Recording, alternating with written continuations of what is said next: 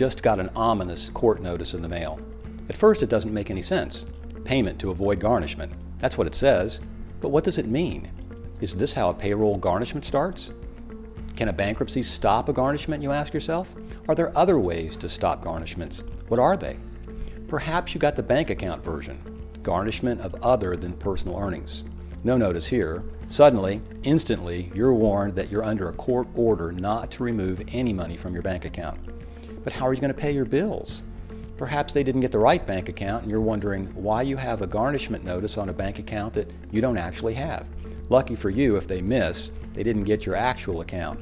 Sometimes they guess and guess wrong, but most of the time, you're not so lucky.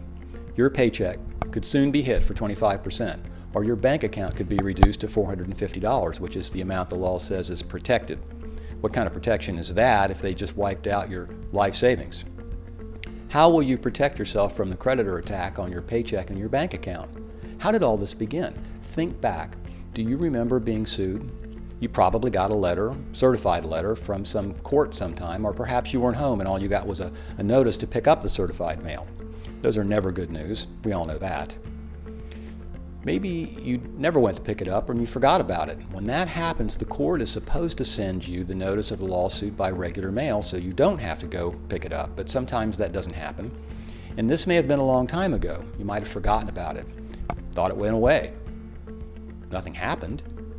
The judge granted judgment to the creditor for the full amount you were sued for, probably, and now the creditor is exercising all rights available according to law to forcibly collect from you and collect from assets you have, your bank account, your paycheck, and to make matters worse, your paycheck and your bank account can be garnished. More bad news. At this point, you practically have no leverage. Back before you were sued, you might have been able to discuss a payment plan. You might have been able to work things out. Even after the lawsuit was filed, it might have been possible to make a deal. But now, it's pretty much all deals are off because once the creditor goes through all the legal hoops to collect, they're generally not very willing to work with you. What can you do? Even though you've already lost most of your bargaining leverage, there are things you can do. That's why I wrote a very informative ebook, Guide to Ohio Garnishments. It explains all about the garnishment laws, how they work, and what options you have to stop the garnishment. It's here on the website. Then, when you're ready, take the next step. Call us. We know what garnishments are all about and how they destroy what was probably a pretty delicate financial balance you had to begin with. What good is there in a garnishment? Could this be a turning point for you? Sometimes a garnishment is actually a blessing in disguise.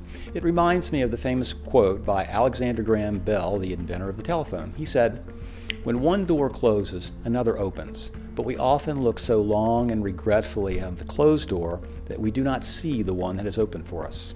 I know my life has had a lot of those moments, and perhaps this is one for you.